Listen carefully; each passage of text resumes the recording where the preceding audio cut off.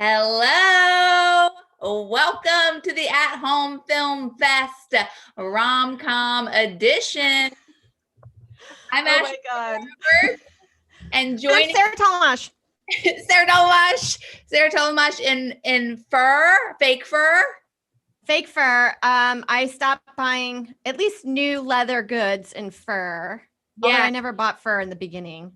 No, me neither. It creeped me out. It always has. I love the look of it, but the feel, gives me the heebie. What's sad? You guys, thank you so much for tuning in for our At Home Film Fest Rom-Com Edition show. We're really excited. We have some incredible shorts from some of our favorite people. Every short film you see tonight is inspired by the rom-com genre. And pay close attention because there will be a quiz at the end. And if you win, you get amazing prizes. You get some incredible prizes. I mean, so far we've given out a book and a stick of deodorant. So who knows what you could win tonight? Could be anything. Yeah. I got some. Oh, go ahead. What?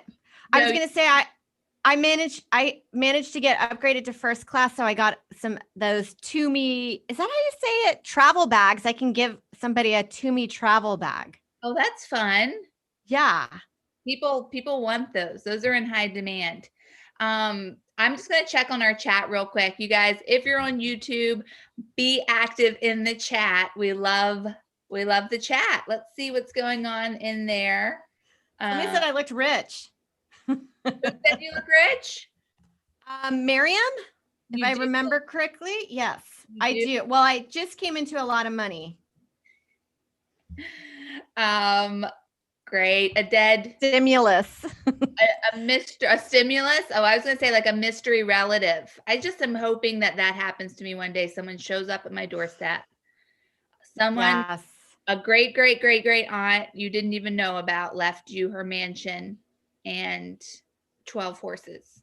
And that's so much work. That will be my new job. And then when I quit the entertainment business, I started a horse blog. And it becomes wildly popular. We are doing rom-coms. It is February, which is the month of love, Valentine's. I was thinking before we came on here just about like meet cute moments in my life and like whether or not, and I have had a couple. Ooh, I want to hear. Well, really the biggest meet cute moments I've had, I've had a couple of misconnections. On Craigslist. So what I used to read those and you're like, you're always hoping that maybe somebody, it's almost like being discovered. 100%. That's what it felt like. And I feel like in New York City in the early, like the aughts, when I moved there in 2008, it seemed like everyone was leaving misconnections on Craigslist. It seemed like the hot thing to do if you were in your 20s. And I got one, and I also wrote myself too. I did write misconnections to myself to make someone jealous. I like that. Yeah, it didn't work, but I was going to say, you have to hope that they're reading. It's not, I think people in our friend circle maybe have read it, but I don't think a lot of people do know about misconnections. It seems like a thing of the past.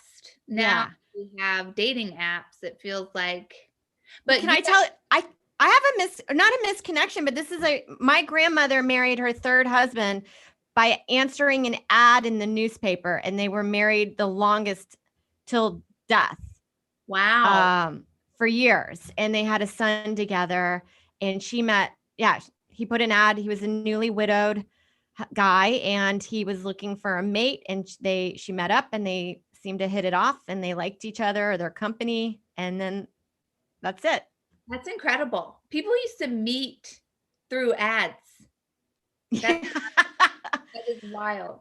I actually think meeting online dating, I mean that Louis joke of like, it is an absolute risk for a woman to go on a date with a stranger or to hang around Louis.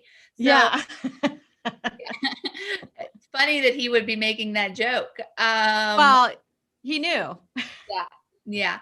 Have you had any real life meet cutes?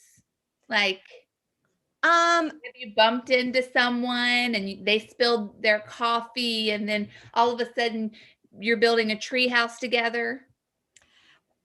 Okay, so there's this one moment that I can think of that I was like, wow, that was like, I don't know. It was just weird. I ended up, it was a layover in Atlanta and I missed my connecting flight. So I had to sleep on one of the benches in one of the terminals. And then I was laying down, and then around 4 or 5 is when the first people come in from the early flights, like pilots and janitors, and then also some passengers. And this guy came up and started watching TV. And then I got up because I could sense somebody nearby me. And then I think we talked for a full hour. It's just so weird. And then I was like, how is it that we talked for a full hour? And then I was like, I got to go catch my flight. And he was like there. And then I saw him briefly at his gate and at my gate. And not that I was attracted to him, but it just felt like we should be married because of this. Well, you hit it off. Yeah, I totally get that. Where you're like, we have an instant connection, and now you're like my airport husband. Yes. Yeah. Yes. I agree. What about your meet cute? Well, I had the Craigslist misconnection one, which I responded to, and then we dated, and that was like just something you do when you're 25, I think, It was how is that relationship? You don't have to go full details, but just like summarize.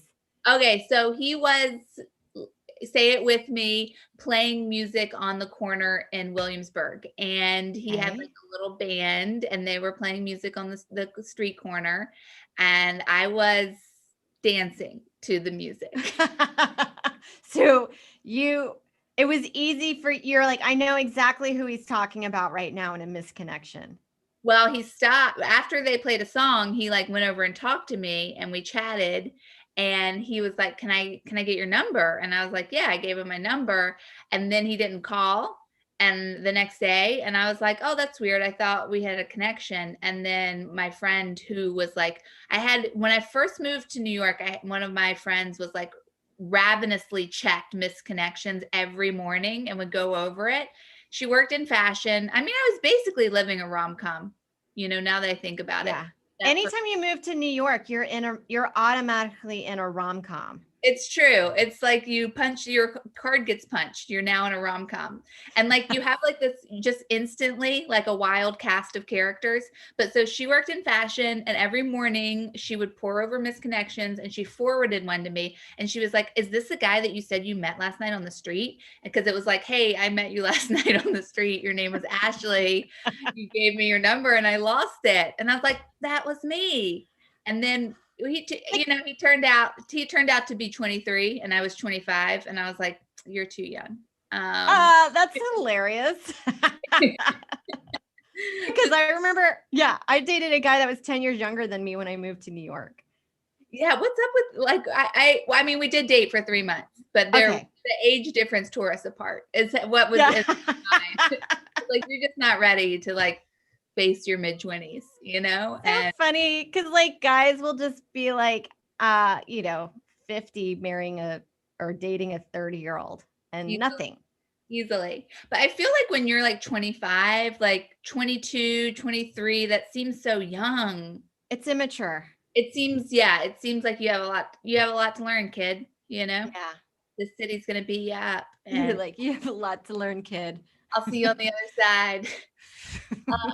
Okay, Sarah, I love to just sort of organize like trivia facts to grill you on at the beginning of these shows. And so I don't have a slideshow today, but we do have some trivia. Now, how would you say you feel about your rom-com knowledge in general? I think it's pretty good. I actually like the genre. And even if it's more rom than com, I don't mind. But some of them are like, a lot of them are cheese balls. Yeah. But I think I like that. Okay. Well, I'm gonna ask you about 3 different movies, and they are classic rom-coms, but I'll tell you right now, it's not When Harry Met Sally, and it's not Sleepless in Seattle. I was like, should I include those too? And I just didn't. So here we go. Okay. Here's the first movie we're going to talk about. It is. You have to look away? No, you can look right at the screen. Yeah. Okay. Yeah. Can you see it? Yes. Okay, great. It's Bridget Jones' Diary. Classic.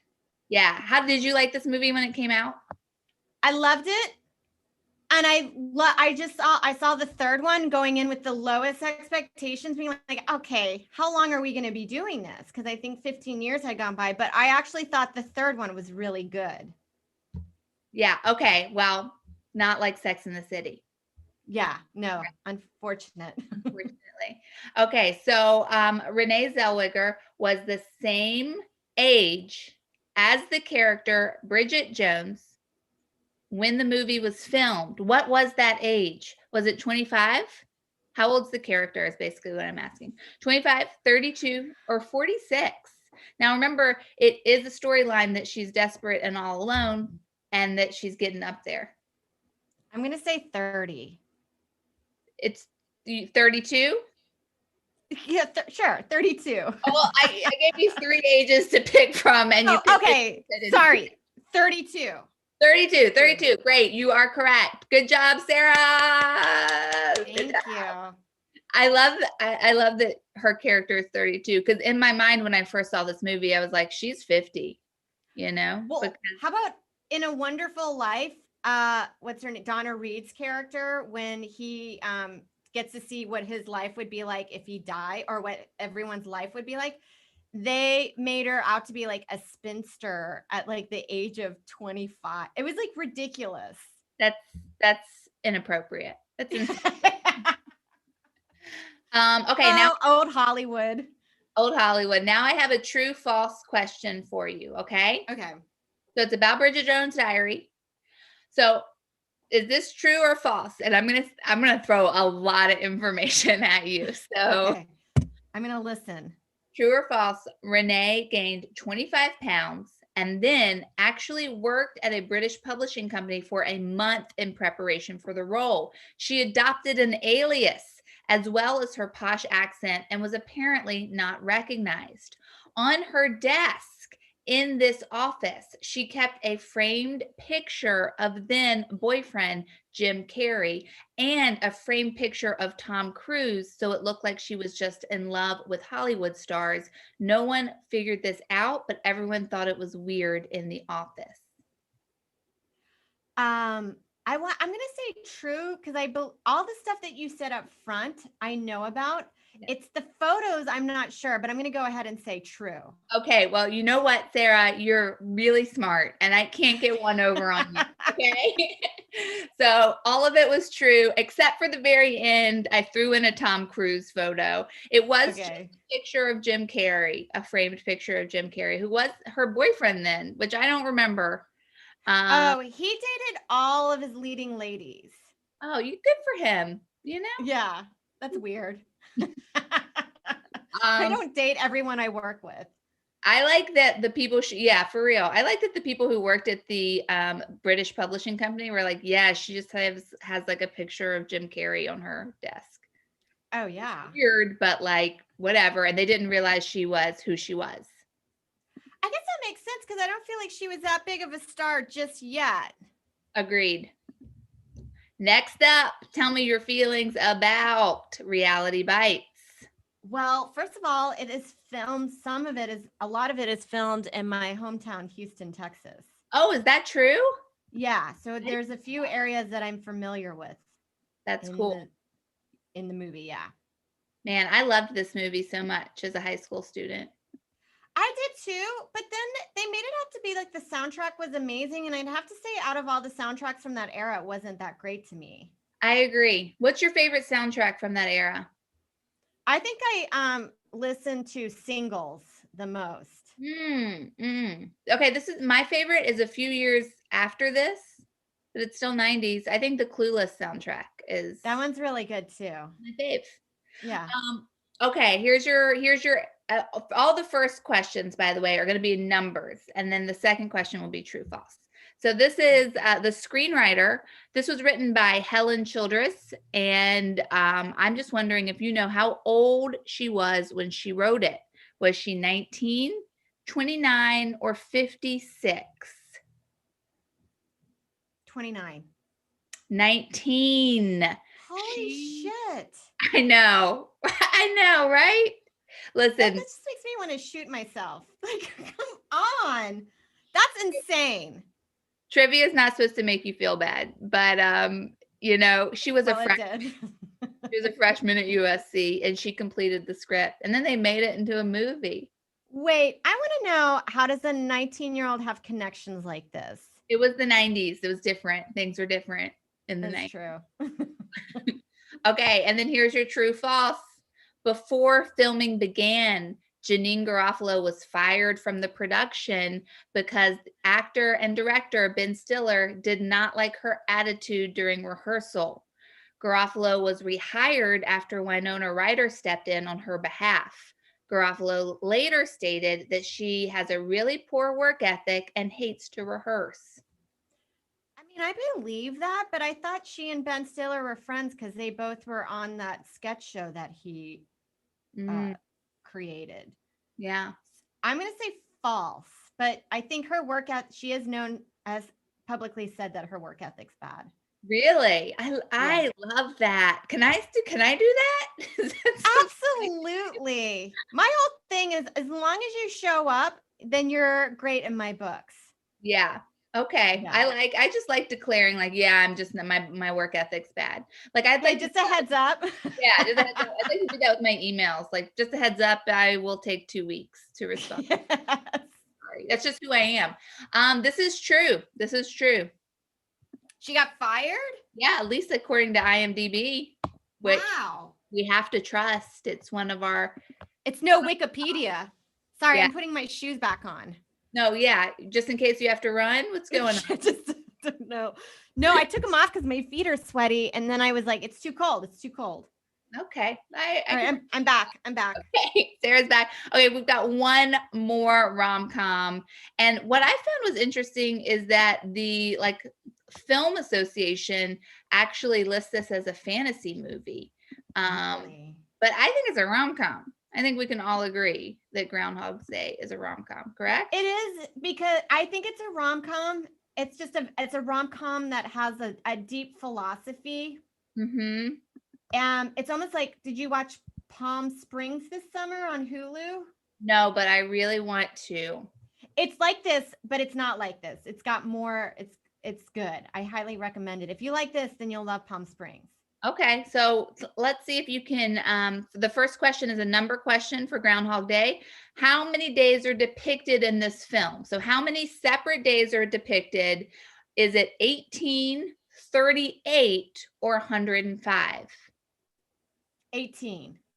38. It's 38 days.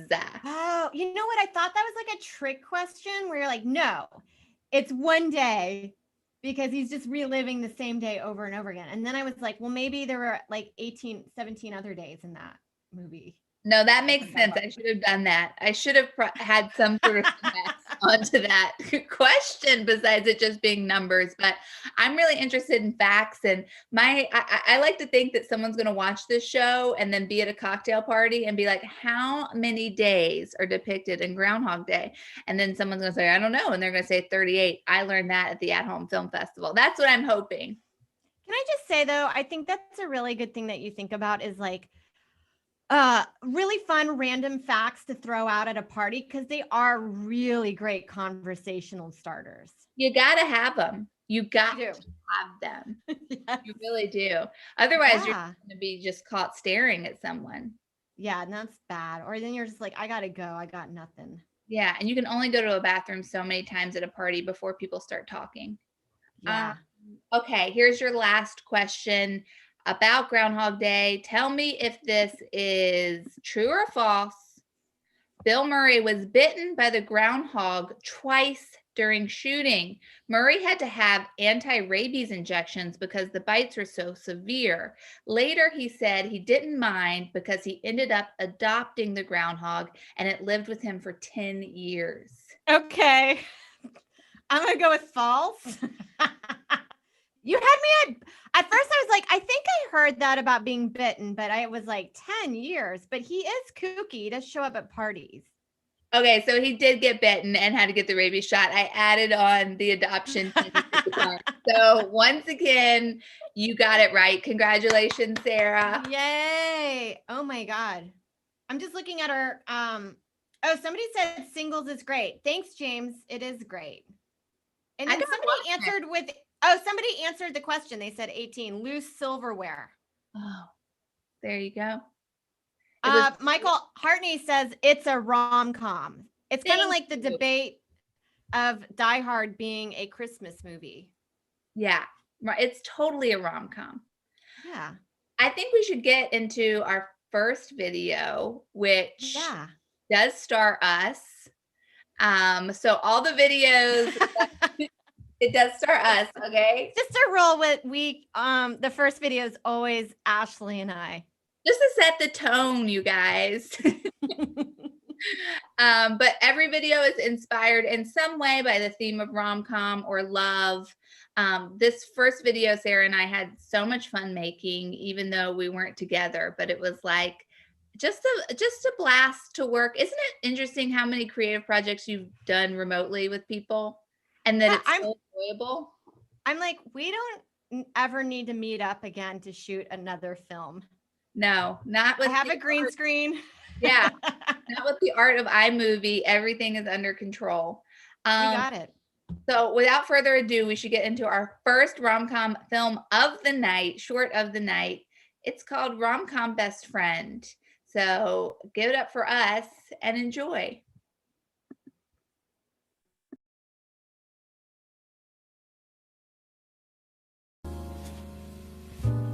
Okay, you're gonna think I'm crazy. What is it?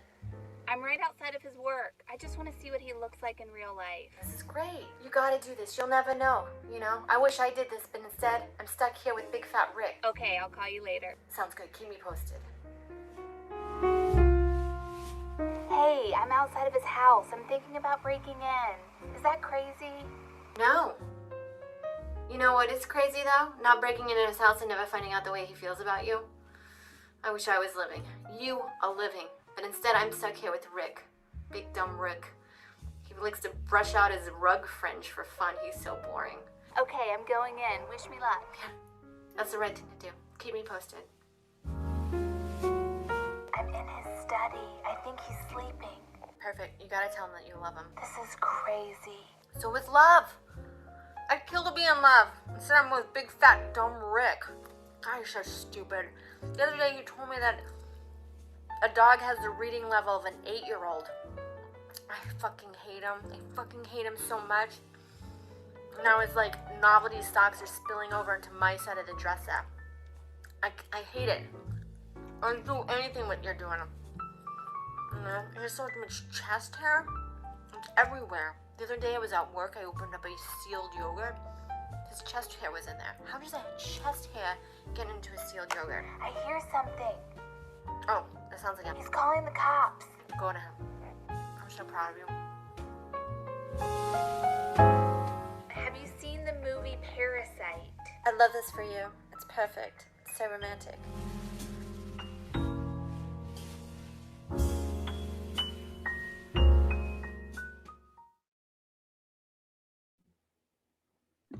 And we're back. Let me just double check really fast. So people said they can see the movie. That's great. Okay, so I don't know why I couldn't see it on our YouTube. That just makes me feel better because that's happened before. As Sarah famously has said in the past, we run a very loose ship. So get active in that chat if it's not working, because we might not know, or we will think it's not working when it is. So they're letting us know it's working. Sarah, is that what you're saying? Yeah, I got 3 yeses.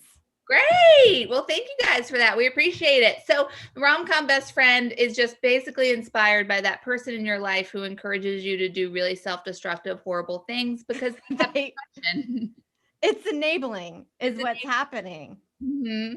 Yeah. Also, rom-com behavior is just like absolutely psychotic. Truly. Like, she flew cross country and stalked him across the street. Can you imagine if that was reversed? It's a lot of really questionable behavior in general in rom-coms. Yeah. Our second film for you guys, I'm so excited to show you guys this. It's called Love in Lockdown. And it's a song about love in lockdown. And it's written by the wonderful Rebecca Vigil. Performed, everything by Rebecca. And we have a little fun fact to share, which is that she got married on Zoom in May in their 400 square foot Brooklyn apartment. And then I have a fun fact to share, which is that I went to it on Zoom. I went to the wedding, and wow. It's truly like one of the first like pandemic parties that I went to. And I remember at the wedding there was an after party where we were all dancing, and then Nick came in and he's like, "What are you doing?" I'm like, "I'm at a party, babe," and then that was the start of me realizing you can have fun. You can. We're having fun right now. Yeah. So this is Love in Lockdown by the wonderful Rebecca Vigil. It is a music video, by the way. I should say that. It's a music video inspired by rom-coms. Here we go. Yeah.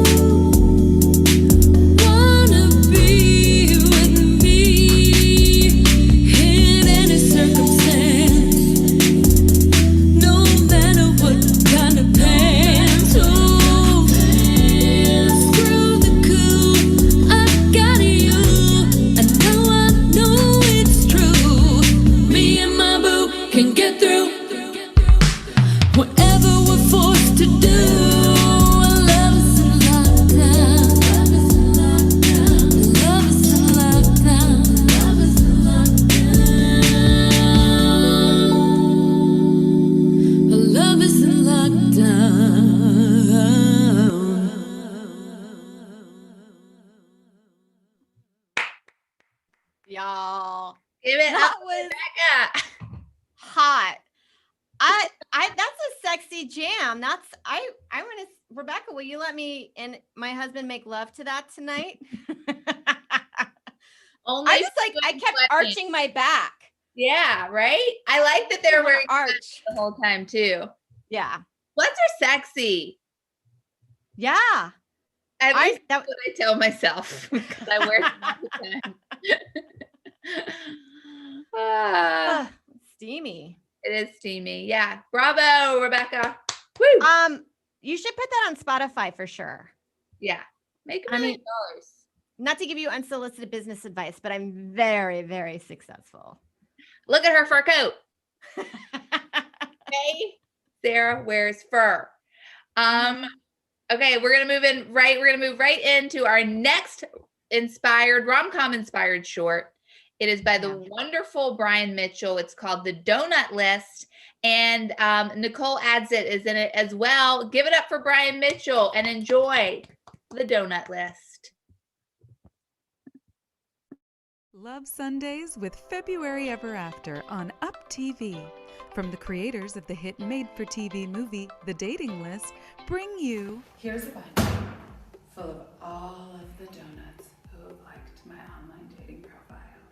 I want you to go through each of them and find me my true love donut, or you can find yourself a new fake job. Whatever the boss wants, the boss gets.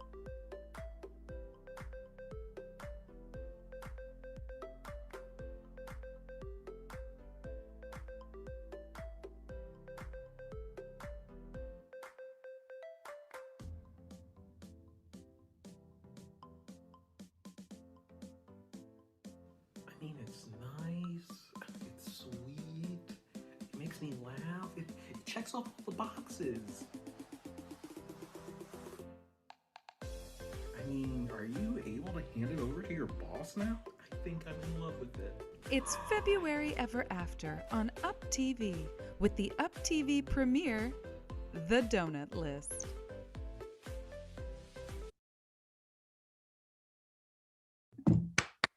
Honestly, I'd watch. I think donuts are also sexy. Donut, sweatpants, and demanding bosses. Sign me up. Donuts are a sexy food because it's like a hole. So, you know what another sexy food is I was thinking of are cupcakes because they wear little tight skirts and you take off their clothes and then you eat them out and then you just like rim the top of the cupcake. You do undress a cupcake. I never thought about that. Yeah. That's fun. I can't wait to eat a cupcake next. I'm going to be like, you're about to get it. Who's been a dirty little girl? I wish you could unzip the cupcake skirt. I wish I could undress all my food before I ate it. I do feel like absolutely just come in clothes now. We're just getting horny. I just checked on the chat and I would like to say thank you to Joe who said that I also look rich. So thank you very much. I appreciate that. I love looking rich. Thanks, Joe. Yeah. Thank you for that. Great job, Brian. Once again, give Brian a round of applause at home. Great job. You want to introduce our next bid? Oh my God. I'm so excited to bring up this next guy. He was on Broadway's School of Rock. So great. Been in sketch with him at UCB. He's one of my favorite sketch performers. And let's hear it for the very funny Michael Hartney with his short, The Me Cute.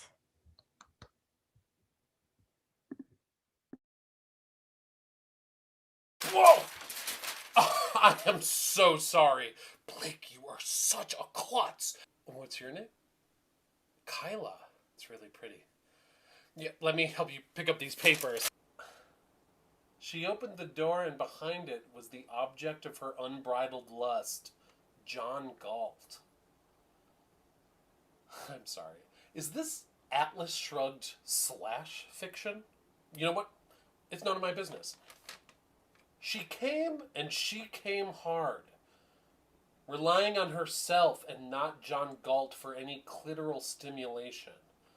Up for another round, Kyla? He asked, while redlining a neighborhood. So wait, you're in the story? You, Kyla, are having sex with John Galt?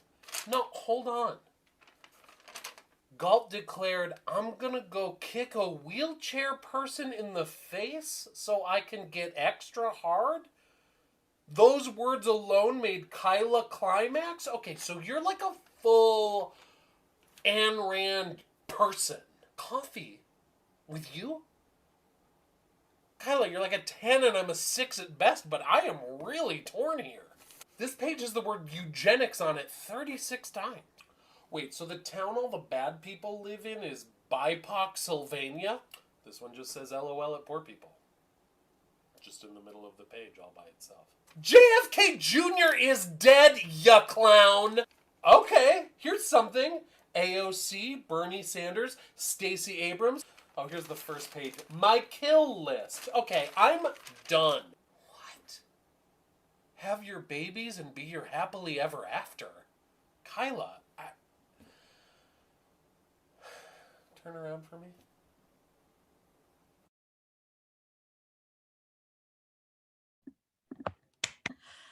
You know what I say? I say go to her. Go to Kyla. That's your advice? Yeah. Go to. Have you ever dated someone that you thought might be like a psychopath? No, but I always thought it would be funny if you found out that you're someone that you were dating, you had no idea they were like a lead in a hate group. You're like, you know what I mean? Like people don't know who their partners are sometimes. Mm-hmm. You like getting catfished? Yeah. But no, like some people don't know they're like married or dating like a hardcore alcoholic. Yeah. Yes. Yep. Like you dating Richard Spencer and then you're like, he's in what? Right. Like you have no idea about this other world that he's in. Right. Yeah. I had this college roommate, her boyfriend would always, this is not the same, but would rev the engine really loud in the driveway before he left. And I was always like, why does he do that? And she's like, he thinks it's fun. And I was like, I think that's a red flag. I don't know why. That seems like Ayn Rand erotica to me. Yeah. You rev your engine every time before you can drive away. Seems like something is not right. Yeah. No, I don't think I've ever dated a psycho, just like alcoholics and potheads. Just lovable losers. Yeah. Lovable losers. Yeah, I don't think I've ever really dated. Yeah, same. But you know what? Someone was married to the BTK killer. Listen, guys. Hey. We want to go ahead and talk about real quick. We're just going to take a real quick break right now to tell you about the organization we are taking donations for this month. Every month we pick a charity or a nonprofit group that we just raise money for during the viewing, and then we donate it at the end of the month, and everybody feels good. And that's really, it's a big part of this show, and something we're happy to do, proud to do here. So if you're watching and you have a couple bucks you want to send, our tech wizard Nick is going to put our Venmo slide up there. I think he has a Venmo slide, but we'll also drop it in the chat in a bit. There he is. Oh, there we go.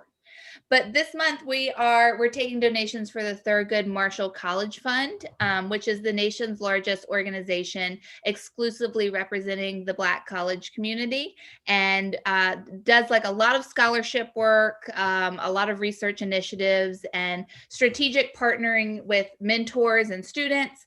So we're just we're pumped to be raising money for that this month. And if you have $1, $2, send it over to that Venmo, and we will put it in. We will do a donation tomorrow, but we also know a lot of viewers watch this after it comes out. So if you just Venmo us with the organization in the Venmo handle, we will do an additional donation at the end. At the end of the month. So yeah, just if you're watching this in the future, you can still donate, and we will send it.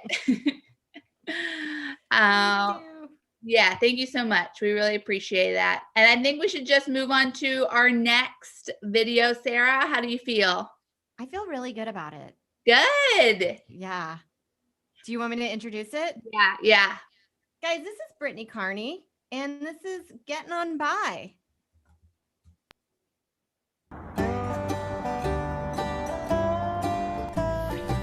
They call me Silly Slicker, but I can't glide any quicker. My roots are where there's verdant green, and farm-raised liquor. I'm slimy, but not grimy, like the subway tile underground. I'm slimy, bit old-timey, but a new home I have found in the city where it's big and gray, and no organic bales of hay, where the stars come out at dusk. And I an untamed mollusk, but at least I got my mucus and a barista named Lucas. He makes my flat white without salt, which is good because that burns my flesh. He's got a shirt with Atlas shrugs, John Galt. I'm a country snail in the city, I'm a displaced gastropod. I'm a country snail in the city, down the streets I promenade. Great job to Brittany Carney. Very funny comic. I love the rom-com trope of being like a country mouse in the city. Love A that. fish out of water, but a gastropod in the city. Yeah, totally. Great It's job. gonna be hard. You got to be fast paced in the city, and a snail is, slow. Yeah, that's true. So, Country mouse, country snail. We're going to introduce our next video. It is by comedian Liz Glazer, and it is called That's Love. Enjoy this video by Liz Glazer. That's Love. Here we go. I was inconsolable when Julie broke up with me. We met in acting class, which is a recipe for falling in love, which is exactly what I did. We dated in 3 rounds. The first one was a week. The second one was 5 months and 26 days. Then we had 105 days where we didn't speak, which I know because I was going to Sex and Love Addicts Anonymous at the time. But then she got back in touch with me. We dated for 39 emotionally charged days, and then they were done. And my friend Katie was like, you have to get out of the house. You're so sad. We went to Soul Cycle to sweat out our feelings, which mostly worked, but there were still some feelings left. And in the locker room after Soul Cycle, I'm going on to Katie about my feelings. And she's not really providing anything at all. But I was like, this was hard for me. It was hard for Julie. She said that after we broke up, she went through her bed sheets to see if she could find a strand of my hair. She found 2. She put one in a drawer and ate the other one. She ate my hair. That's love. And then in the middle of nowhere, this woman emerges in the locker room at Soul Cycle and says to us, dating is hard until you find the person you're going to marry, and then it's over and then it's done. And I was like, this class was definitely worth $40 now. That's the best relationship advice I've ever received. October of 2016, Julie and I, that's the hair eater from the other video. This was during round 2 of our relationship. Anyway, she got us tickets to go on Spirit Airlines to Chicago. Now, as a side note, I feel like Spirit Airlines distinguishes itself in the marketplace of airlines by trying to be bad. They're like, other airlines are doing good. Let's not. And they don't. So we come home. She's like, I have to call customer service. I'm like, I get it. I love calling customer service. So she does. She's on hold for forever. I'm like, I know an activity that also takes forever. So I start going down on her. Finally, she gets a representative and she's riled up. She's like, did you expect me to go to Chicago with just a purse? Because they charge for carry-ons. And the representative is like, back up. You have to tell me, where did you go? Who did you go with? And she's like, I went to Chicago on your airline with my friend. Now, I'm a gay woman. I have dated women who are more closeted than I am, but I had never until that day been called a friend by my girlfriend while my face was in her vagina. So we didn't get our money back. I stopped going down on her. But I got a lot of clarity that day, so maybe Spirit Airlines isn't so bad. Same Julie, round 3. I had been going to Sex and Love Addicts Anonymous, and so I was practicing setting boundaries. So I was like, I'm addicted to you. Yes, we can date for round 3, but we can only see each other once a week, specifically on Thursday nights, because I have therapy specifically on Friday mornings. And it was going great for 2 weeks. We would see each other Thursday night. I would talk all about it on Friday morning. And then in the 3rd week, on a Wednesday, our mutual friend Caitlin had an event. And Julie's like, I think I'm going to go to the event. Is that okay? And I was like, yeah, of course. And so we go to the event. We go home together. And as we're going to bed, she goes up to turn out the lights. And I see a bug crawling on her pillow cover. And I knew from ads from the subway that that was a bed bug. And I was like, could you get a Ziploc bag? We're going to have to show this to the exterminator who we're going to call. I was a New Yorker. I knew how bed bugs work. And as she's going to get the Ziploc bag, it occurs to me that this bed bug is different. He's not with friends. He's out in the open. He's staying in one spot while she gets the Ziploc bag. That's not typical bed bug behavior. But then I was like, he's here to teach me a lesson. He doesn't belong. And he's showing me that I don't belong. And that was the last time I stayed at her apartment on a Wednesday or otherwise. I'm still talking about it in therapy. Liz Glazer, everybody. There's a couple of things you guys need to know about that vid. One is the name has been changed. It's not a real name, okay? fake name. And 2, the other actor is Katie Barbero. So give it up for them. So fun. Also, Michael Hartney brought up in the chat something incredibly important, which is that there were 2 John Galt references. I'm also in shock. I don't know. I know who that is. Okay, I'll tell you in 1 second. I'm into it a little bit when we were coming out of the last thing, and then I was texting Sarah about something, and I completely did not mention it. John Galt, Sarah, is a sort of okay. You never read? Okay, there's a book called. I don't read. Okay, there's a book called Atlas Shrugged, written by Ayn Rand, and there's just this theme throughout the entire book that is like, who is John Galt? And I think he's like a philosophical teacher of some kind, but I never finished the book. I don't actually know if we ever learn who John Galt is. I just know that who is John Galt is like it's kind of like, it's a cultural, it was in the zeitgeist for a while, and it's still a reference clearly, that people feel needs to be answered. I want to know who he is. Did we ever find out who John Galt is? If you have, let me know, because is John Galt kind of like Norm's wife in Cheers? If she was like in charge of like a philosophical movement about individualism, then yes. I didn't finish once again, I have not finished the book. Okay. I just don't think that I can. Look, I'm going to look at a text from here we go. Oh, okay. It just says, ha, ha, ha. Sometimes Nick is our tech whiz, could not do the show without Nick Maritato. Thank you so much, running everything. And we're all on a text chain. And sometimes I get a text and I think, oh boy, the feed is down, is what I think when a text goes off in our chain. Yeah. No, but we're good. It's just ha, ha, ha, ha. So there you go.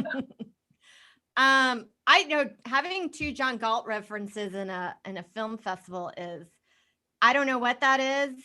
I don't know if something bad's going to happen or something good's going to happen. I think it's an incredible omen. I actually think it's I think it's a really good sign. I can't believe I did not. Yeah, I'm glad. Thank you, Michael, for bringing that to our attention as something that should be discussed. Thank you. And what are we to make of it? I think that you and Brittany, you guys have to be friends now. I do think that is the deal. I think I smell a meet cute. Yep, right there. That's the meet cute. That's the meet cute. Great job. Yeah, I agree. Our next vid is by such a funny, wonderful guy. He's a comedian, improviser, TikTok star. Okay. Loving the vids. You might have seen him on some of your favorite commercials. It's the wonderful James Coker, and this is called Left on Red.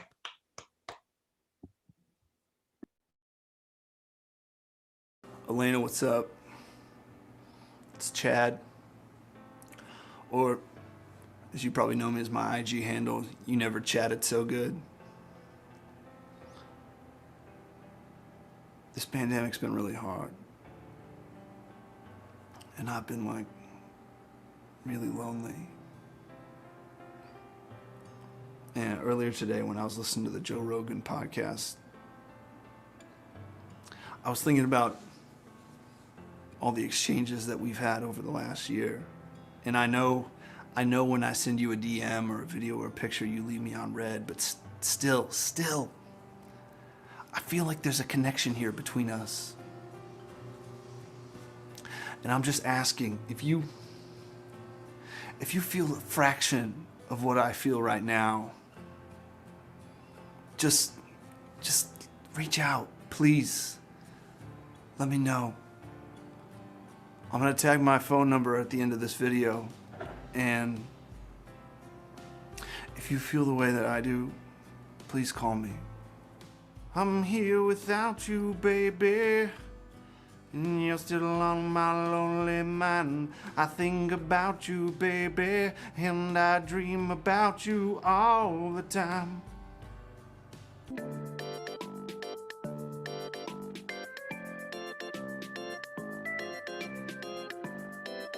Hi, Chad. Hey, I got your DMs. What do you mean you got my DMs?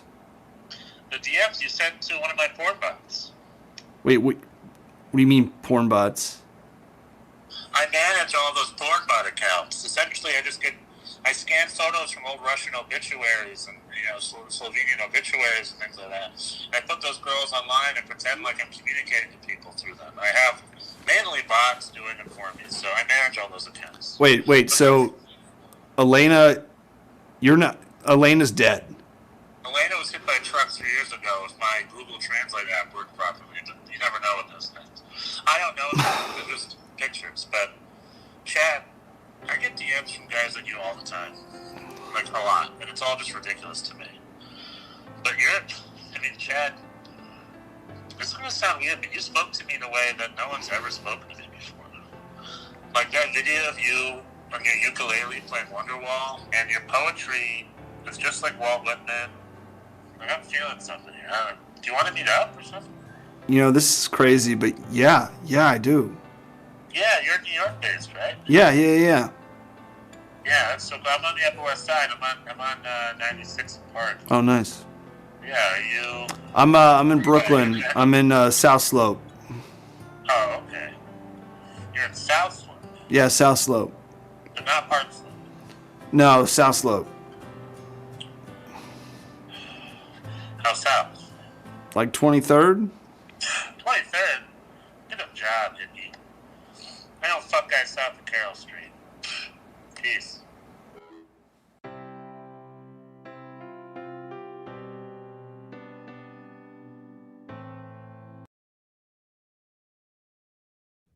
Left on Red with a guest appearance by Stefan Schweddy. I haven't seen him in ages.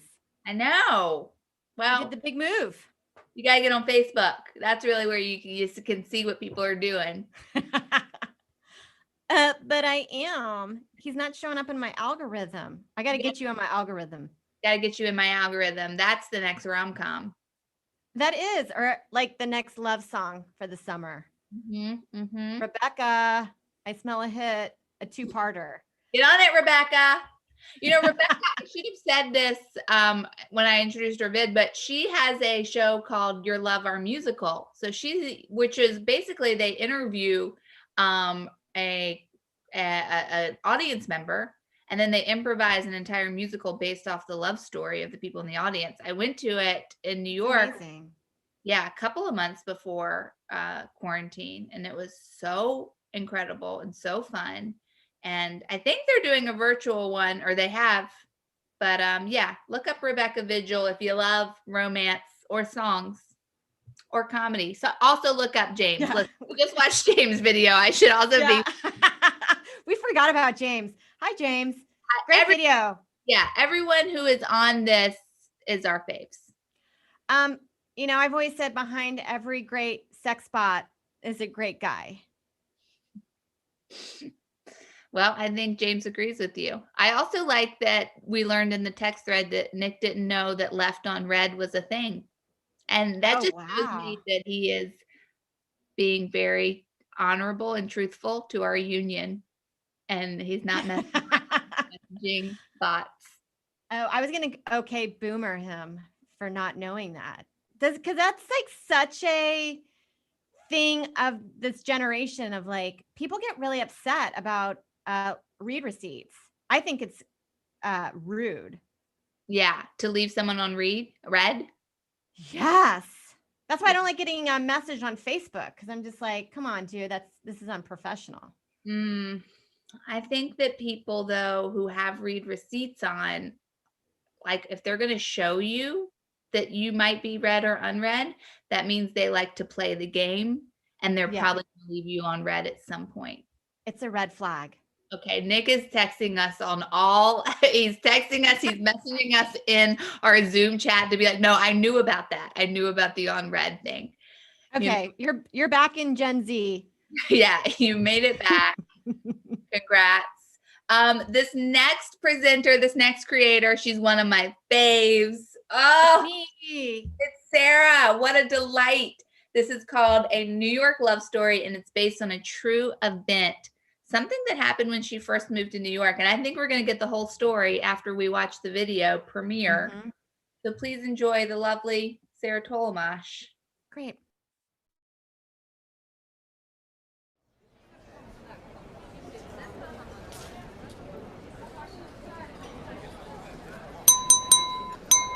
I just want to say a few words.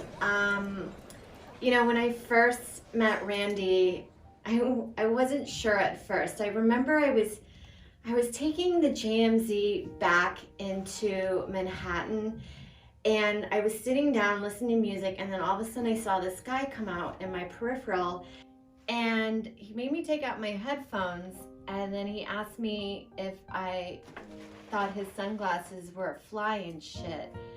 And I was like, I think your sunglasses are flying shit. And then he proceeded to show me more photos of him on his phone wearing these sunglasses. And in that moment, my keychain had fallen out, and he was like, what is that, like some kind of dildo or something? And I was like, no, it's not a dildo, it's my keychain. I mean, I guess it could be a dildo. I never thought about it that way before.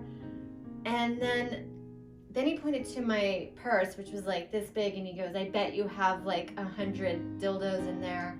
And I was like, I don't have any dildos in there. It's I just hold my wallet and my keys and maybe some chapstick. And then at that moment I saw my stop pull up, and I was like heading out, and then he asked me if I'd like to catch a drink or something, and I was a little hesitant at first, but then I remembered my therapist saying that I don't put myself out there a lot and that I'm very judgmental, and so I was like, hey, why not? So then we went to the nearest bar, which was at the foot of the station, and I guess we just had an amazing night talking about his sunglasses. And, you know, 6 months later, here we are. It's just, it's just miraculous. In New York, if you really lower your expectations, you can truly find someone special. And I think I found that in Randy. Cheers, everyone, to Randy. Are you doing a speech? Did you want to make a speech? No. Okay.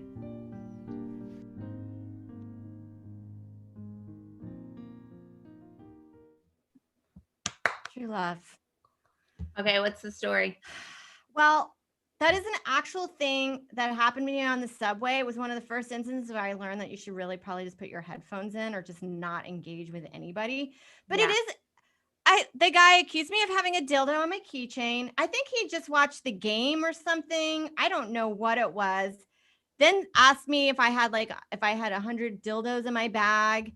And then he did ask me for a drink. And then there was a moment where I'm just like, what did this guy think that I would be like, oh my God, I love the connection that we had on the train. Let's go catch that drink. And so I just figured, why don't I just that's how I pictured that we got married. And this is the speech at the wedding that I tell people how we first met. So you're saying he's not an airport husband. He's got no airport husband. No airport husband, no. But don't you feel like that's a thing in New York City? Sometimes you get a weird approach like that, and you're like, I don't know what book you're reading, but this is not how you do it. Yeah. I'm just gonna say whatever kind of wild shit I can think in this moment and hope it works. Yeah. I know. Why don't you just go for either I like your shoes or or when is the train coming? Right. Yeah. Easy Love breezy. it. Those are both good. Get out there. You got it. You got it. Guys, we have one more video left for you tonight.